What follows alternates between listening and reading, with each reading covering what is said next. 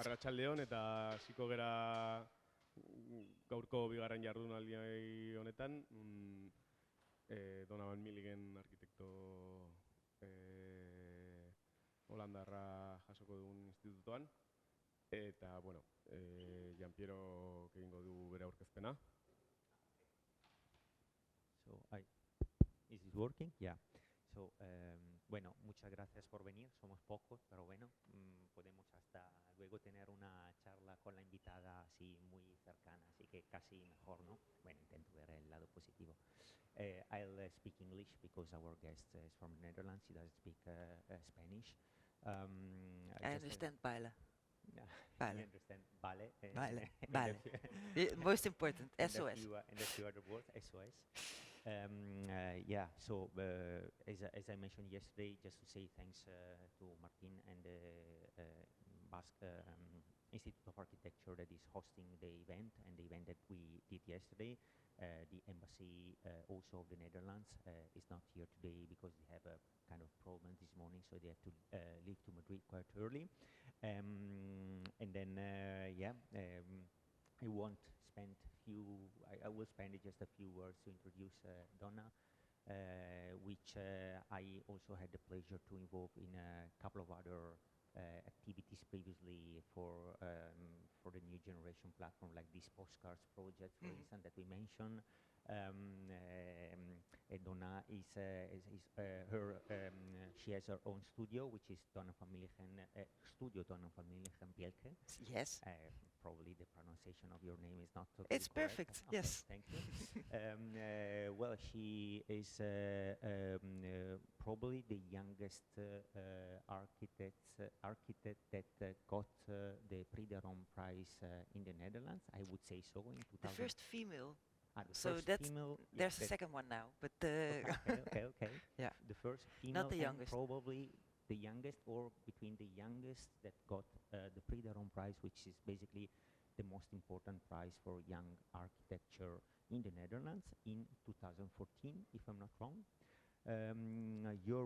You started to work in kind of more research and small-scale projects, but you're now interested also to kind of grow a bit the scale, if I understood well, looking at your bio in your website, that you are kind of interested also to work in the boundary between architecture and urbanism. Yeah. Okay. But I'm also particularly interested also the way that you develop the drawing and so the part of the research you develop through research and drawings that I think is also very interesting. So I would leave you, the floor is yours. So yes. Please a warm welcome to Donna van Milligen Bielke. Thank you. Okay. So as you said, yeah, of course, everybody starts with small projects, but I'm definitely interested in this part of architecture that's not like only a building, but something that's in between the urbanism and the architecture. So I call it in between. Yeah, so the thing is, so architects always make buildings, but I'm more, I put the focus on the space that we shape with the buildings to connect it to the urban tissue. And I'm here, of course, because I made a book. And yesterday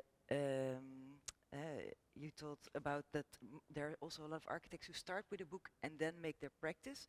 For me, it was actually the other way around, although I didn't build delivered actual buildings yet. But I was working for a few years already, and then I was awarded with another prize, the Young Maaskant Prize, and they give you like a budget to make your own book. And for me, it was really nice because as a young architect, you're mainly focusing on the things you want to make and not really looking back. But by making a book, you're forced to reflect on what you're doing, and which also helps you understand better how you want to do things. So in the end, it was super helpful for me.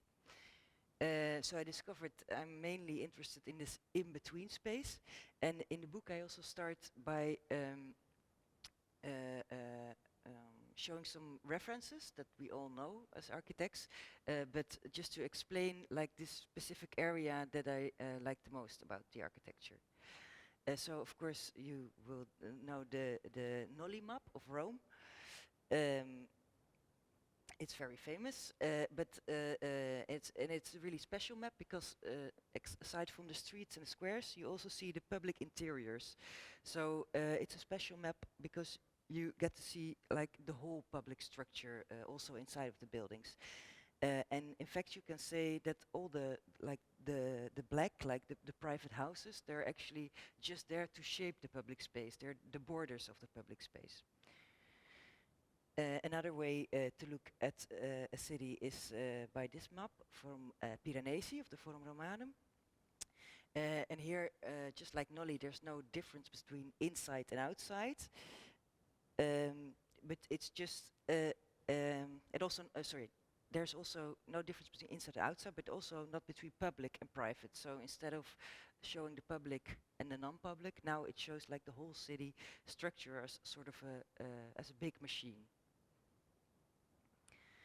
This is a reference from Paris, Haussmann's plan. This is about increasing the infrastructure. To get his army troops quicker through the city, he made big boulevards. So it's more about redefining the urban fabric by creating a new hierarchy in the city. And then Madrid. This is another example of the in-between, shaping in-between space. This is about strengthening public space. So Plaza Mayor was always there, the square. It was historically there by location and by size. And at a certain point there was this intervention, and they made this really thin building, like one room thick building around the square.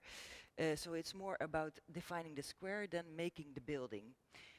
So it's sort of an inverted building designed as a square. And then the last example is one in Rome. It's Piazza di San Ignazio by Raguzzini. What I really liked about this example, it's about this area in front of a church. He sort of made a perfect urban space as a sort of entrance to the San Ignazio church. That's you see here, the church that is here. But I also like that the buildings are not just serving this public space, they also have their very strong and independent position itself. But I think it's a beautiful example how you can make the public space, the buildings, the architecture, the church, but also the interior of the church all part of each other. So this is sort of the area that I prefer working in. So I brought 5 projects. I talk quick, so it won't take 5 hours. The first 2 projects is my graduation project and the Prix de Rome plan that I made, which are fictional assignments. But for me it was really important to find this area that I find fascinating and to sort of shape the way I work. And you can actually see in the actual projects that are being built now, how that kind of project is also really important to investigate, although it's not going to be built. So the first one was an alternative for the Amsterdam City Hall, which is this building. It's in the historical center of Amsterdam. It's a really big building, and it's a hybrid building because there's an opera house, there are offices, there's a subway station, but it's not really a representative building because I studied on the Academy of Architecture, which is here, and there were a lot of times people were asking me, tourists, if I could point out the City Hall because it's not really recognizable as in its function. And also it was sort of an obstruction in the city. I always would come this way, you have to go around it, and it's not really working within the city. So here you see the 3 functions. You have the opera house, the public city hall, and the offices, and then underground there's a subway station. And another problem is that there's a lot of public space around the building, but it's really scattered, it doesn't have a clear function, so it doesn't really work. And there's this public route that runs through the building, but because it's not connected to any other streets, it's also not being used. It's just if you have to go to the city hall, you can enter there, but it would be great if it would be actually a part of the city. So I took 3 steps. The first one is a lot of times when architects make big buildings, they try to make it look smaller. So they make little partitions, make it sort of deny the size of the building. And I figured, no, we're not going to deny it. It's great. It's going to be a big building, so we're going to even make it bigger. So we find we use all the borders of the whole square. And this way it gets a bigger and more important status, but also you can control the public space better within the building. And the last step was to add a human scale inside of the building to attach it to the urban structure of it's fine meshed urban structure of Amsterdam. So in this way, it actually became the typology of a fortress with really strong facades, some gates, and a public route in between, and then some specific functions next to the routes. So it became quite a rigid building. It's not going to be built. It was just to investigate more, but you can see it's a really strong building. Here you see the curve, which accompanies the river on which Amsterdam is built, the Amstel River. So from the outside, it's huge. It has really sharp urban boundaries. It's really big and well appropriate for the function it houses. And from the inside, the borders are much more soft, so it's really permeable. So I pushed the closed functions, the darker colors, to the outside to make a strong building. And the lighter it becomes, the more public the building gets. So the more you access the building, the more public it is. And I made this public route run through the building, and it consists not of streets but of squares, 4 courts and in between spaces. So you have actually outside squares, 4 courts, there are sort of the transition between inside and outside spaces, and in between rooms that are actually part of the public route. So they're public, but they're also really it also makes clear that you're in a building. So this way I sort of try to fade the border between inside and outside. So it's on the one hand a building with rooms and inside spaces, but it's also a city with squares and a public network. So this, for example, is a square with next to it you have the 4 courts, and then you have the in-between spaces. So and together you get this weird kind of a sequence of spaces that will shape this new inside-outside public routes. And all so this is the City Hall Square, the Opera Square. The functions are located around these squares. So all the routes that run through the building will pass the squares, and from there you will clearly see where to go. And so I made sure that everywhere where a street runs against the building, it's open. So there's a big gate, so you will never see a closed facade. You will always see a big gate and a square behind it. And this is from another corner.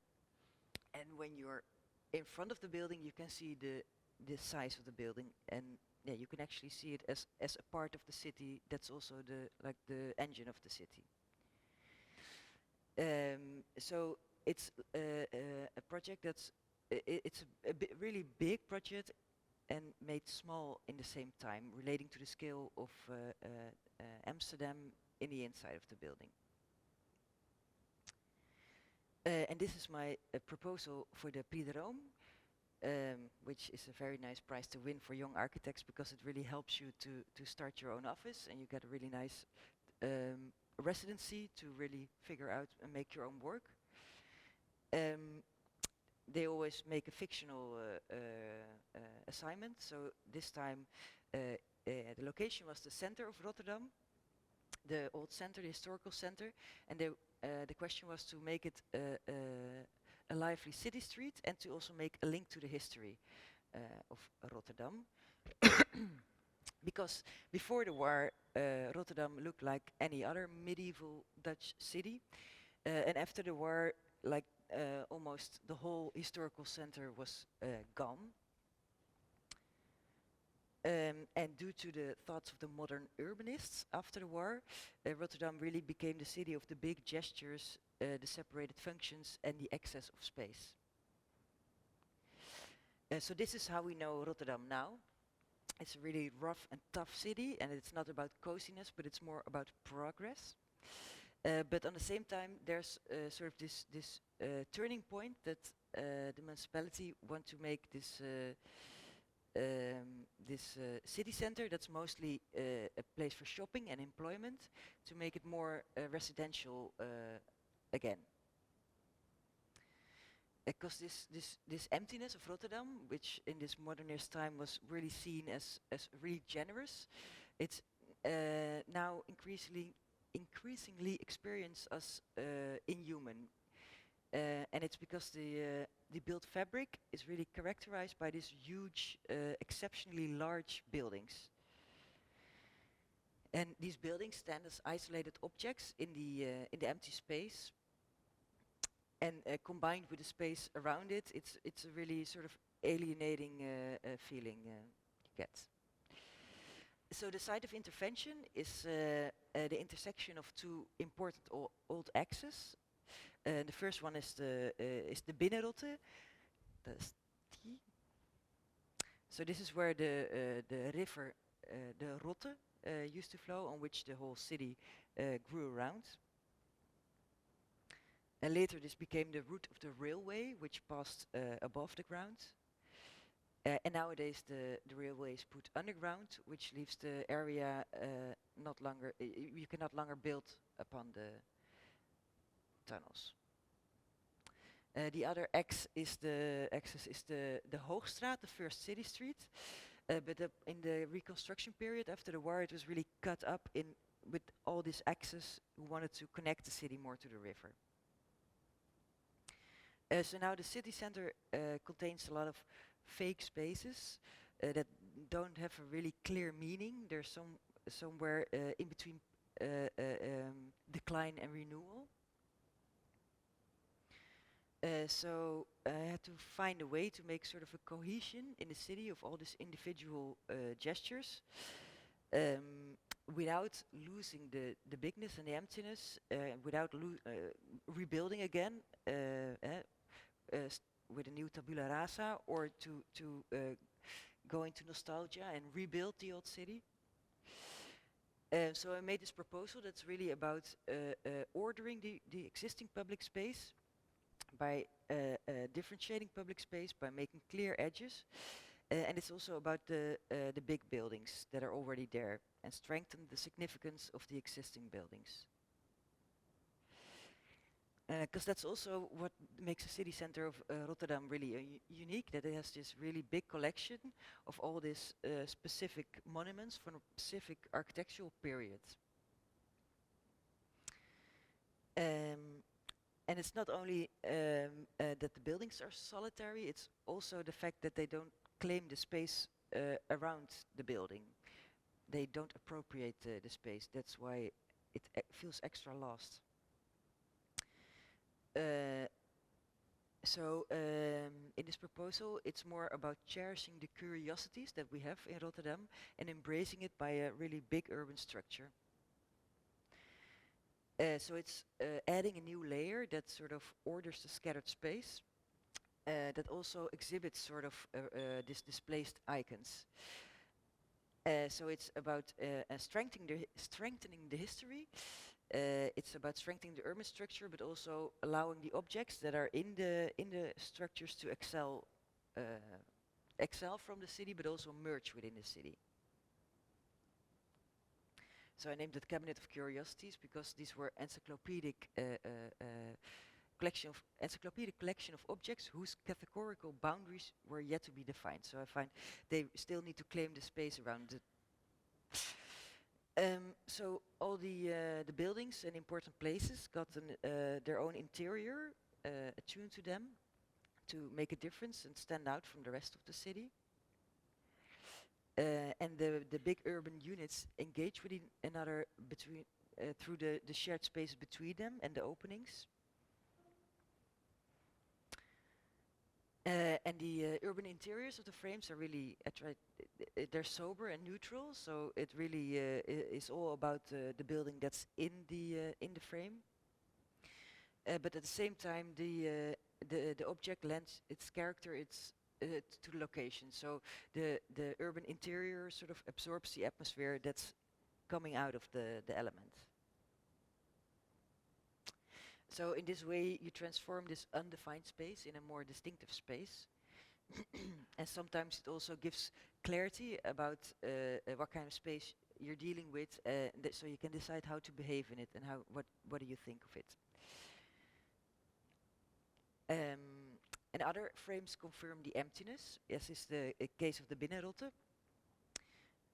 This is the place where the river used to be. So this is a really porous frame that marks the urban edges, so that even when there's nothing happening there, it still forms a strong square, but also the biggest empty space in Rotterdam as sort of a monument of its origins. If I talk too fast, then you have to tell me.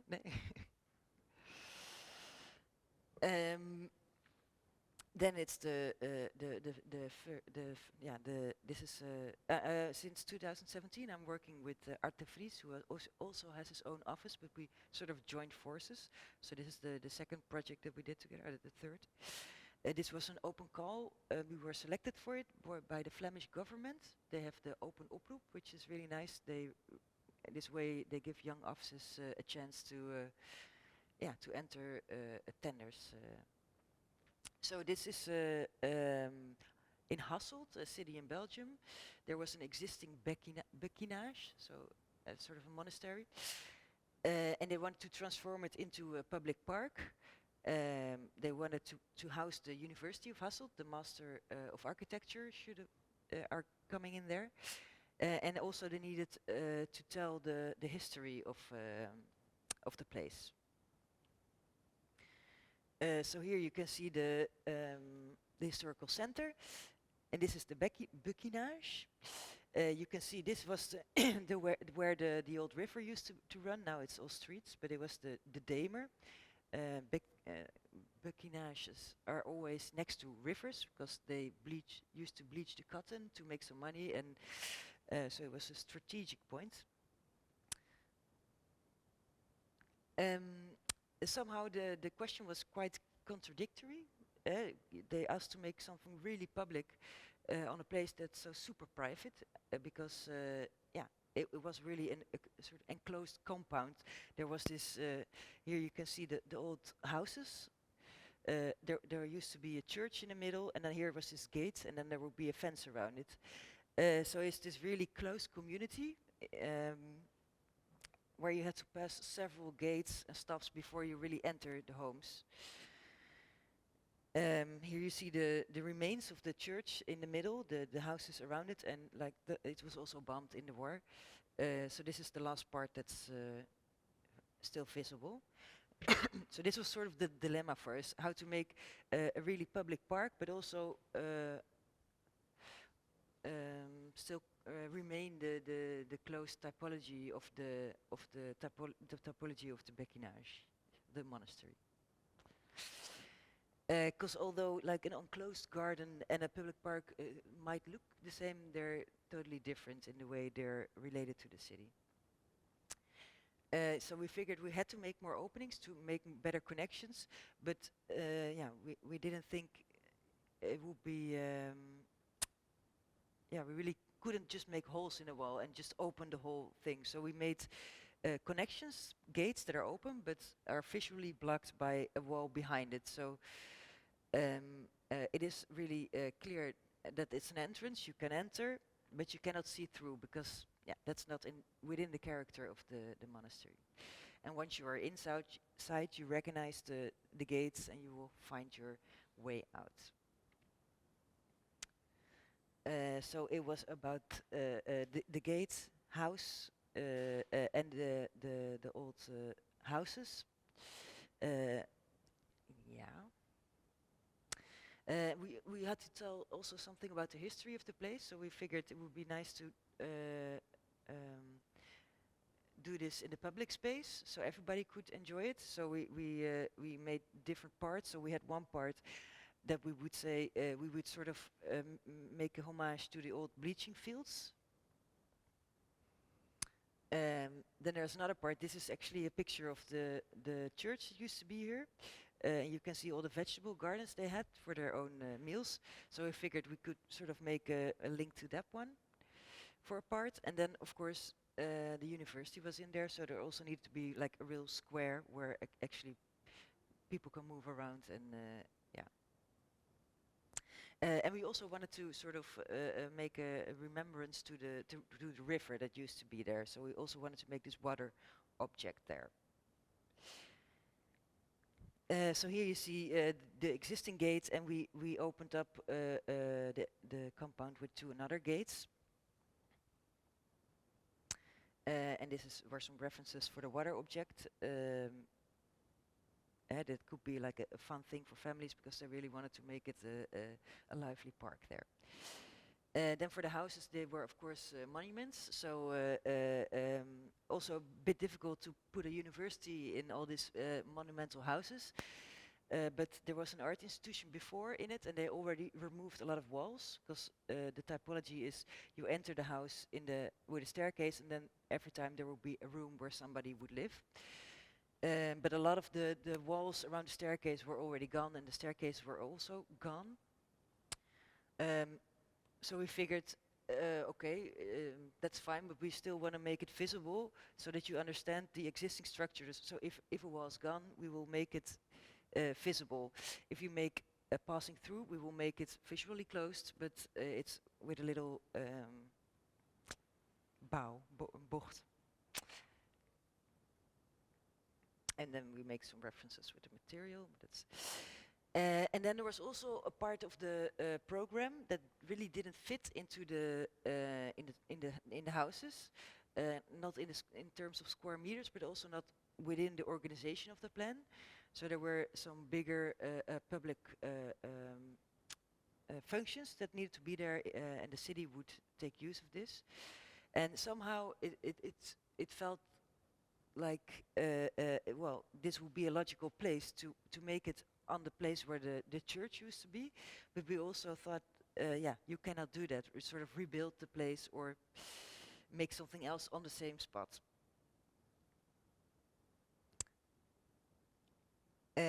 So what we did instead is this is the existing church.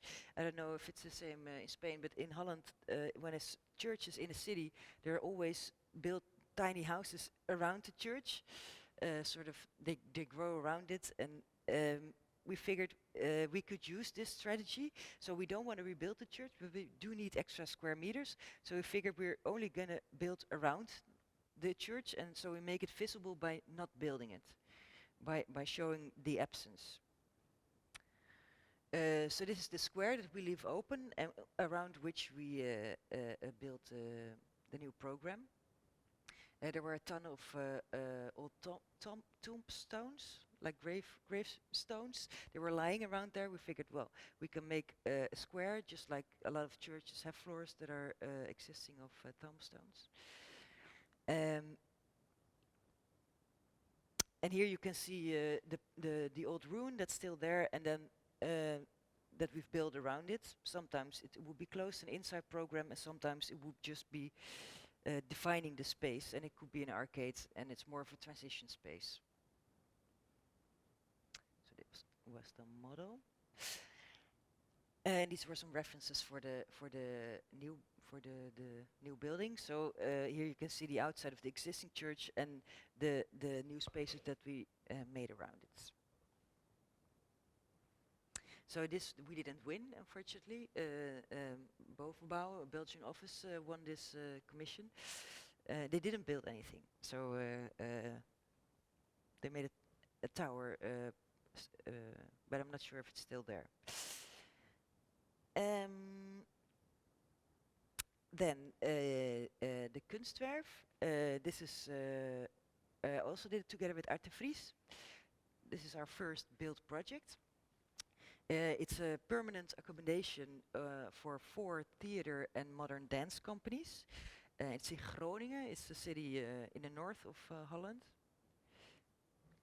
Oh, so you can see here. This is the old city center, and then we're just outside of the city center. This is an old industrial area. It used to be this gas area, industrial. And it's currently in development because it's so close to the city center. And here you can see the envelope from the building that was given. This was also kind of a special competition because normally you need to have built a lot of buildings before you can actually enter the competition. And this was like a special one that they will ask young architects without references, just for a clear vision. So that was really special that this is our first assignment. That's really good. So this was the shape that we were giving from the municipality, and it was there was one building that was gonna be torn down, one monument that we had to keep. There were 4 houses, monumental houses, and there's this really nice. How do you call this? An engine room house, which is really pretty. And then there's this old machine factory that already houses a big theater group. So this was sort of the plot with like a closed courtyard. We figured there were a few things that we thought were really important. The first one is that we didn't want to make an enclosed garden because it's public. There are theater schools, there are dance companies. They need to be seen. They need to be part of the city. So we figured we wanted to make instead of this closed courtyard, we wanted to make something that's attached to the urban fabric. Also, it was like it's one entity, but at the same time they're tiny entities. They're all different companies who also need their own address within a bigger cluster. And we wanted to make something that sort of is in dialogue with the existing architecture. So this is the machine factory that's next to it, which is really nice. It grew in time, but you can really see how all these different volumes sort of answer to the certain functions they have, and you have like this corners that opens up. So our choices had some consequences. So instead of staying within the envelope, we had to go out a bit. In that way, we would get some actual public space running through the area. And then the good thing was that the big monument wasn't attached to the new volume, but it really got a central position. Another thing is that we had to go higher than we were allowed because we had to stack the companies in order to make space. So here you see from one corner that we still follow the envelope. We're finishing the envelope and making it a whole, but we're not squeezing it in between. There's a more gentle transition, and it's slowly stepping up. And all companies wanted their own entrances on ground level, of course, but there was actually no space.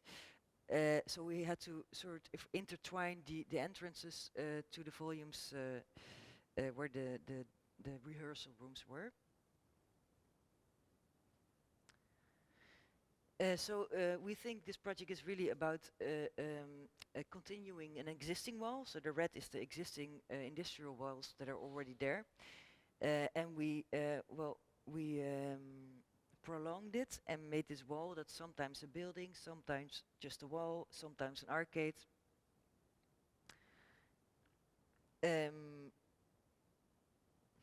So we made the wall and the volumes, the rooms are on top of the wall. And in this way, the monument got a central position in the plan instead of being an extra to a newer building. At some parts, we made gates. In Groningen, the typical typology to have these courtyards with its gates, and we like that. But also because it shows that you can enter the area. It's public, but also it has a private character. So it's space that's people can enter, but you still know you're a guest. And we put some public program within the gate, so it will be a nice atmosphere. So here you see the whole, the existing monuments, and then with our new buildings around it, we really try to make it one big fragmented new composition. Which is also visible in the facades. It's different facades on top of each other, different scales, different facades, but together they can differ on different spots, but together they form a whole. They all have their own, all the companies have their own entrances that are spread out over the site to anchor the building within the city. All the rehearsal space have their own character and their own relation to the city. So yeah, this was still when we were building it, but you can see all the different ways of the building, how it's attached to the urban tissue.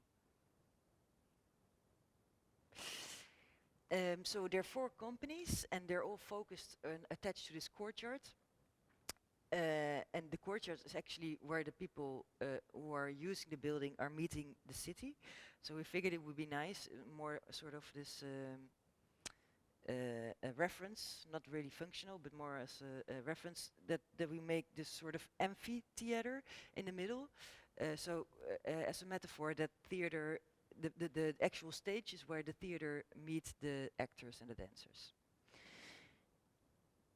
And we were inspired by Sebastiano Serlio's theater scenery of the classical theater. As you can see, he has this false perspective with all this kind of colonnades and doors. Everybody can enter the stage from anywhere. Here you can see the floor plan. And it's also a way to make a space bigger and more functional.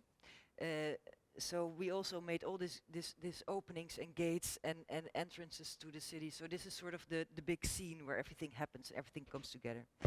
So now I'm going to show you some pictures that we made last week, not professional photograph, but just my iPhone. The landscape still has to be put in. Piet Oudolf, who is a really famous Dutch landscape architect, he's doing the plans. And so this was the mock-up for the facade, and here you can see the actual facade. Yeah, so these are just some pictures that the contractor sent me sometimes at night of how it looks, but it's sort of similar to our. Yeah, but you can see the nice green. It's not there yet. So this is the view on the old monument and the machine factory next to it. And the other monument that's over here. Cars will go, of course, eventually when the building site is cleared.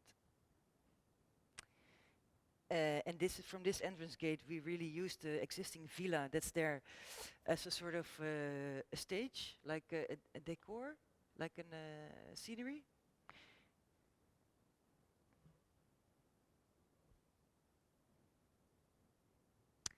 So this is eventually how we got to make some like a little piece of public space instead of a building. So this is really the way we like to look at architecture, not only about making a building, but how do you relate to the public space and how to continuate the urban fabric that's already there. How am I time-wise? I just have one tiny project that's not really in line with this story, but it's also one of the first buildings that are really being built now, so I can also show you that. And that's mainly because it's not a public building, it's dwellings, tiny residential tower in Amsterdam. So this was actually my first assignment, but somehow it's still not finished. It's it's a big project, but also there were a lot of hiccups in the management process. So you see here the old city center of Amsterdam, and just here the first station after the central station, Sloterdijk. It's like this office hub, or at least it should be this big office hub, where a lot of offices and businesses are located. But somehow, yeah, it's not a nice area, just like the center of Rotterdam. They want to make it more alive. So the municipality is trying to make it more of a residential area, because also it's really well connected to the infrastructure. So they really wanted to have some really intensive housing projects, so big projects. We are doing these two plots. They were together in one thing, and NL Architects, which is a big established firm in Holland, they were the supervisors, and then they asked 3 young architects to design parts or pieces of the building. So here you can see the 2 plots, and so they cut it up in different entities, and they divided it through various architects. So they got the tall tower, the residential tower, and they gave me the tiny tower. And we sort of make this really big mix of sizes of houses. So there were really big houses, but also really small houses. They really want to also attract a lot of families to make it more like people get more attached to the neighborhood instead of just live for a few years and leave again. And we thought it was important to make a lot of contrast with the existing office towers that are already there in the area. So the NL architects, they made this high-rise tower, this really light tower, this really transparent tower. And I would make this more tiny and heavy, sort of the opposite kind of tower. So it's sort of the yin-yang thoughts. We made the landscape architect made a plan to sort of take up. There's this because it's next to the railway. There's a lot of green areas, and we would just take up the landscape, put it over the low rise, and on top of it we would put the towers. And NL made a proposition with stacked landscapes. So each floor would get their own landscape that would relate to a certain type of landscape that is there in the area. So it's sort of this tower of the local areas. I wanted to make something different, preferably without green, something heavy. So instead of stacking landscapes, I figured I'm gonna really stack solidness, so heavy materials. So I have 2 references for this. Doria Pamphili, this is this sort of palace in Rome in this nice park, which is really like this solid object. And I was also intrigued by this picture from Bas Prins, a famous Dutch photographer, from Petra. It's a quarry where you can see all the different earth layers and colors. But I was also really intrigued by the little holes that you can see, the little patterns that were going on there for the scaffolding, for the stairs, that kind of stuff. So I figured I'm just gonna make a rock, a really big, heavy rock, and I'm just gonna stack floors, and I'm gonna make a lot of openings and holes in it, just like the reference. So instead of, I will make it green, but without any green. So it will be a biodiverse tower.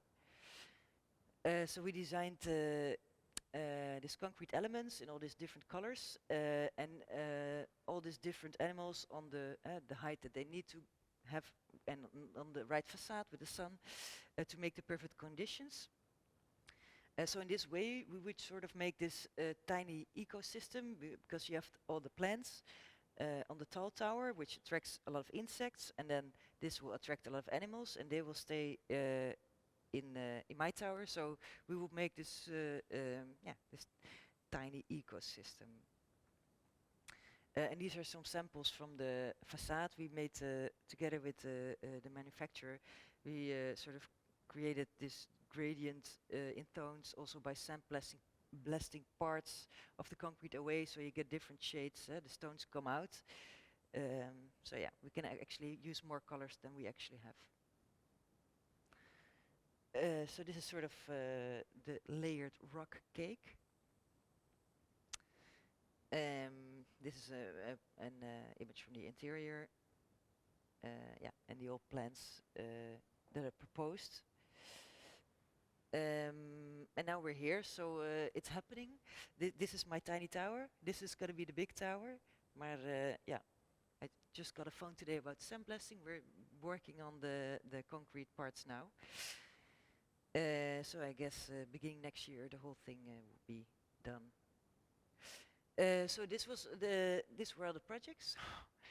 So I feel like this is the most awkward in the whole story, but that's also because it's a commercial client. It's about selling and about making real estate.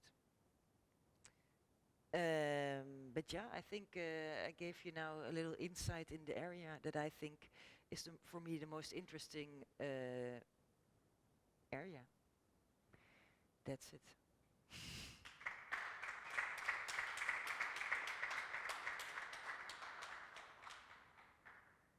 Thanks so much, Donna. I don't know if someone has some questions or something to ask.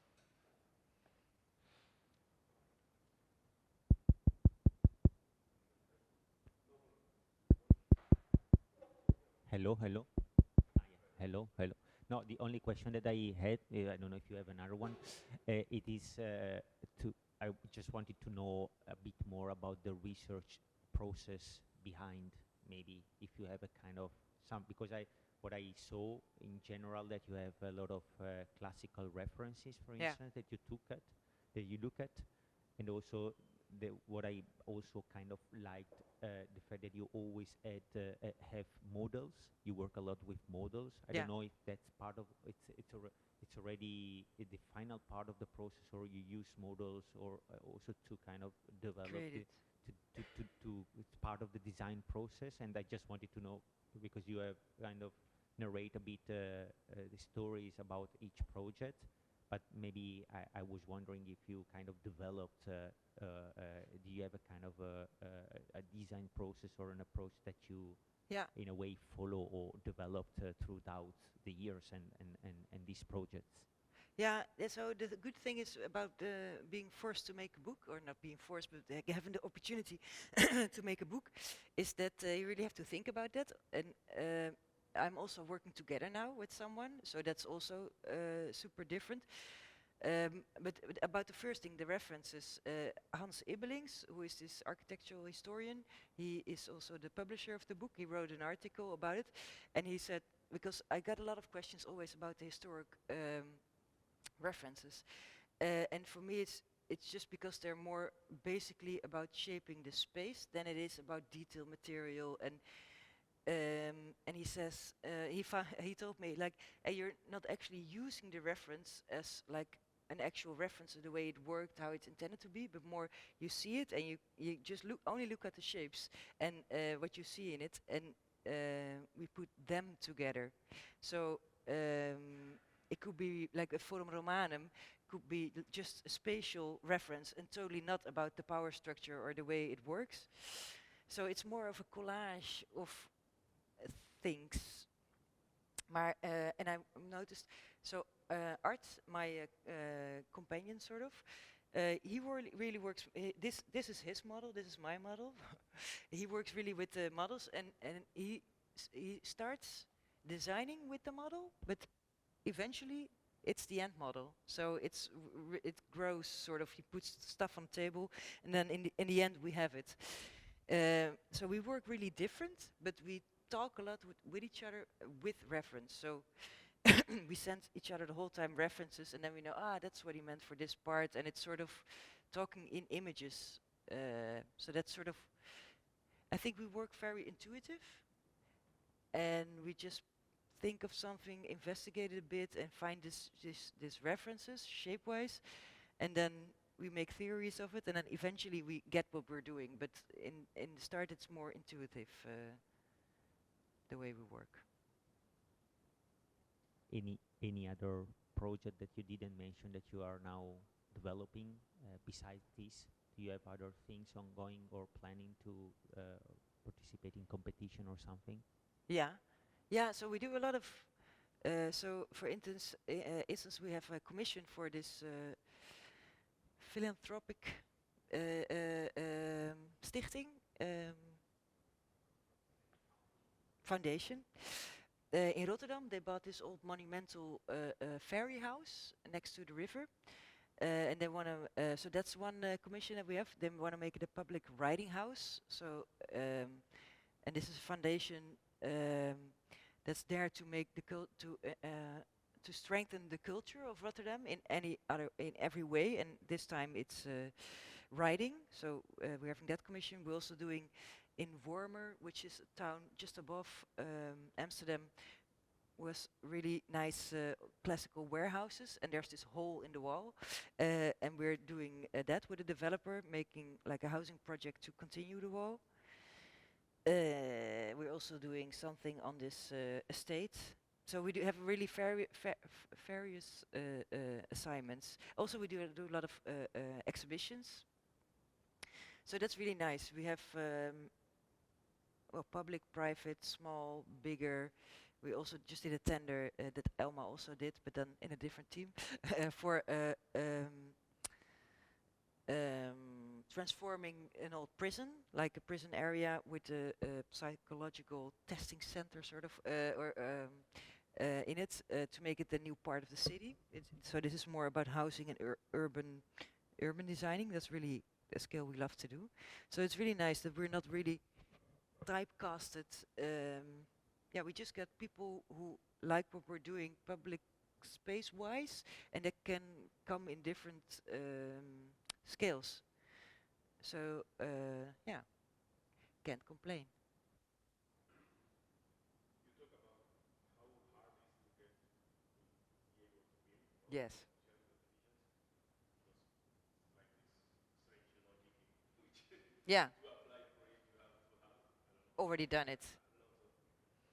lots of like hundreds of square meters built already. So Yeah. just to have to make an idea, How do you much get? did it take you as a practice since you started your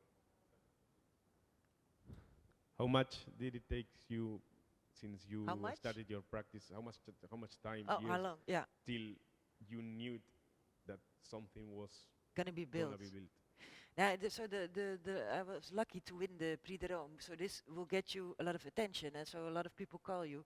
And for instance, the slope. This was actually my first tender that we won, and it was because they just figured the NL architects. We're gonna choose some young architects who won all these kind of prizes, so they all got them together. So that helps a lot. So you can sort of lift on the experience of their office.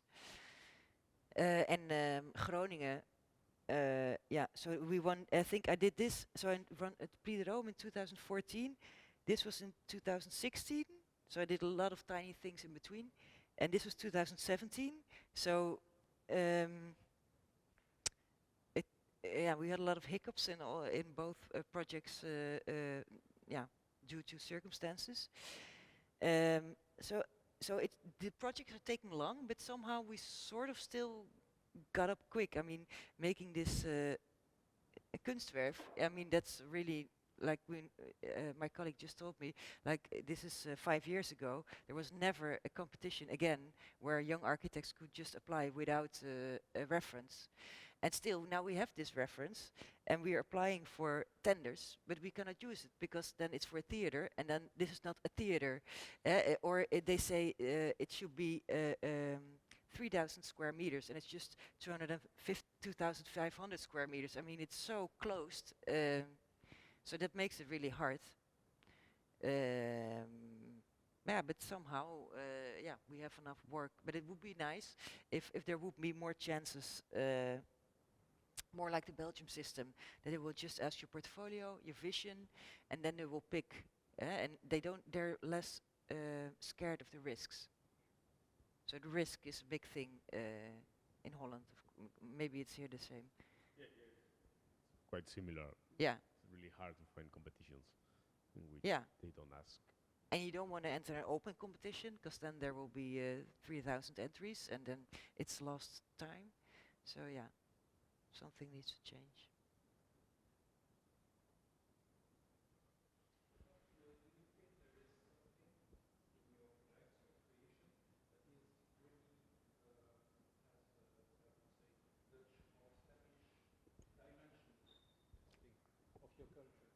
Yeah, maybe you can tell me.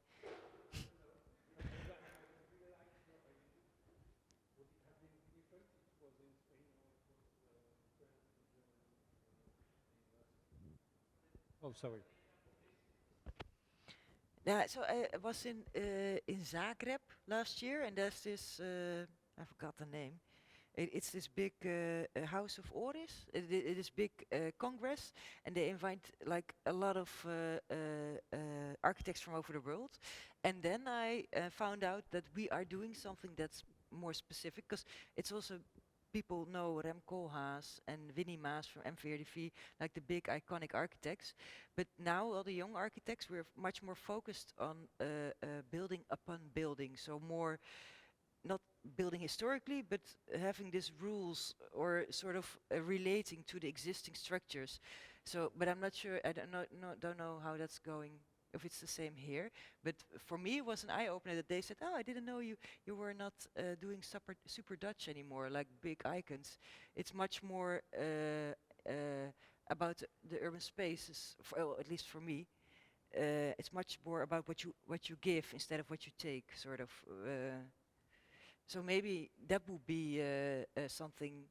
I find a lot of Dutch architects are, yeah, more doing that. If that's an answer. No? No, I don't know the way the spaces are open or closed, or the difference. Would it be different in the south, in the north, or I would like to know. I don't know. Are you from Spain? No, French. Oh, French. Nee. Yeah, nee.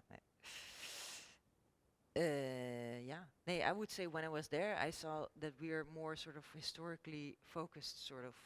Well, not it's not about it's more learning from the past and reusing it in a different way.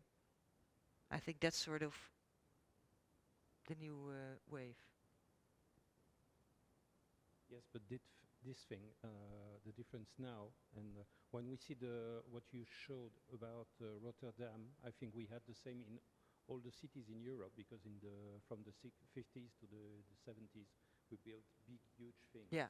And it changed after. Now we are trying to do something different, but is there a way you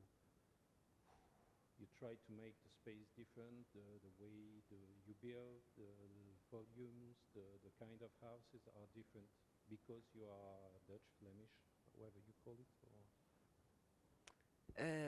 that's difficult for us, a Dutch person, to say why we are different. no, but I don't know. When you see the project in Spain, in France, in Germany, in the UK, for instance, do you see big differences, or? Difficult question for me. I'm more. So the thing is also, I'm really focused on my fascinations and not really following everything by foot. So maybe if there are architects here who do that more, you can answer this question. But the question is the architecture and the spaces the same in all Europe and even sometimes all the world today? What do you think? I don't know. No, me neither. I don't have the answer either. No.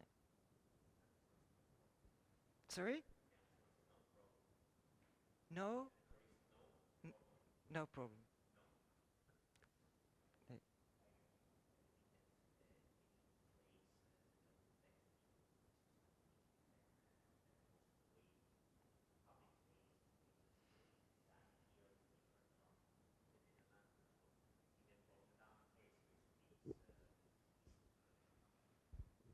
I don't know, because I've been living in the Netherlands and it's about 10 years that I'm living in Spain, and I'm Italian, and I also been living in some other places. What I see that there's a difference, for instance, from the Netherlands and Spain in terms, well, first of all, the fact that in the Netherlands there's less constraints sometimes when you have to build something new, and you have more freedom to experiment, which at the end is provide you some more freedom to experiment new shapes, new ways to build something.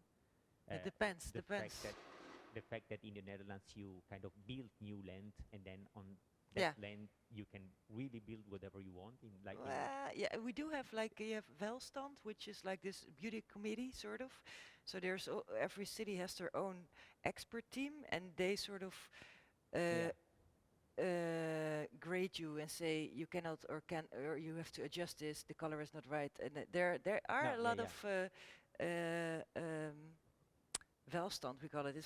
It's really a beauty committee that somebody's testing your project like a teacher and tells you what you need to change. Yeah. So it's not that free, I think. No. I mean, there's more freedom than probably. I've been trained as an architect, but I do not build. But I know that, for instance, in Italy, but I also many friends in Spain that are trying to build. Every time that you dig something, you find Roman things. So yes, you know that we don't have that. You can't. You know since the beginning that you won't be able to do really the initial design that you had in mind, because there will be some constraints and some. No, there's always, but then mostly it's the developer or the contractor who's. I mean, money. Different. Money is often a constraint. But I remember that I had this conversation when I was living in Amsterdam, for instance, the Borneo island. Yeah. It's something that in Italy or probably Spain could never happen. But it was nothing. It was like a deserted industrial area, actually. I mean, but also the fact that there are, I don't know, many architects, and each one of them were designing a different house. Yeah. Well, that's just one street. Yeah. You have this. More experimental or more freedom in certain way, or they have some streets where they do that. They call it do-it-yourself houses, and you can build your own house, and they all need to be crazy because then you can see it's yours. So it's really weird. But that one is actually a nice street because there are actually architects who made all. But you also have a lot of like individuals who who are not architects who build their own houses there. They're specific, but there are also a lot of rules. But I think it's not really constrained if you, you also have a sense of history about heights, about urban. We never have a lot of problems with the beauty committee because we also think some stuff is important. But there are also officers who want more or maybe less. Explainable. You need to explain it. If you explain it well, then you can do stuff. But if you can't explain it well, then it becomes more difficult. Yeah. Also thinking about Rotterdam, I think that is a laboratory in a way, also because there were the chance to after the war there were nothing basically, so everything needed to be rebuilt.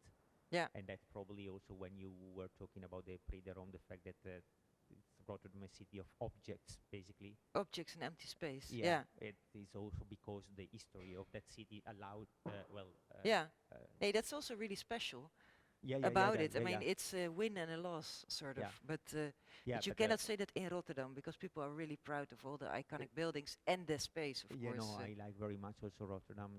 I don't see that you could build like this market, for instance, from a VRDV in Venice or. Nee.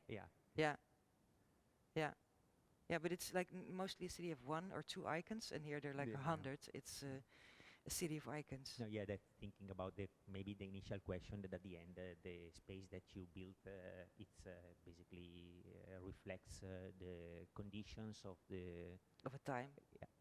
True. At the time and the place where you have to build. Of course. Yeah, no, true.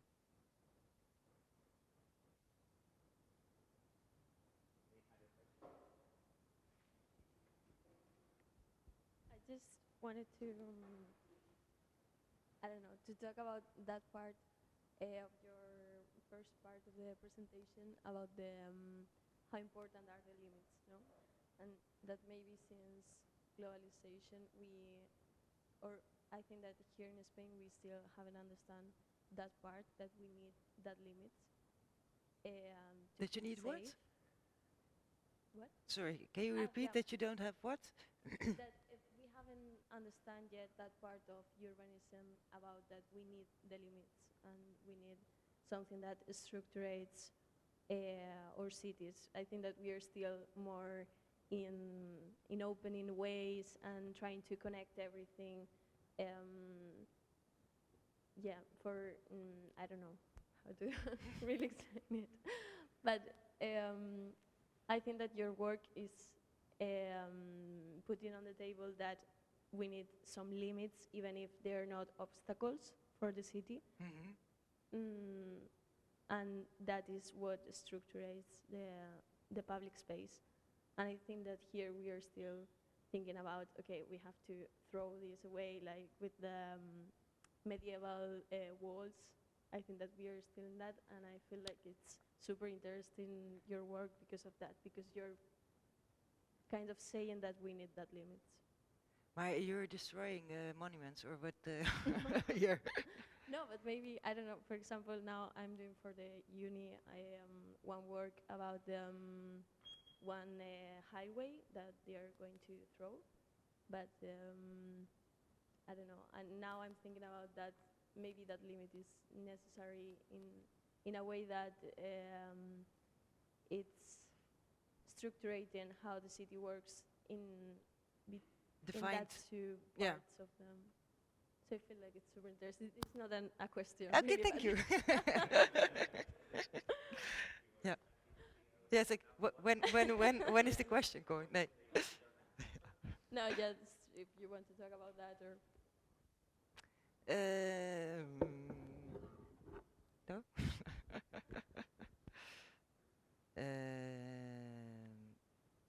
Ik weet het niet meer. I don't know.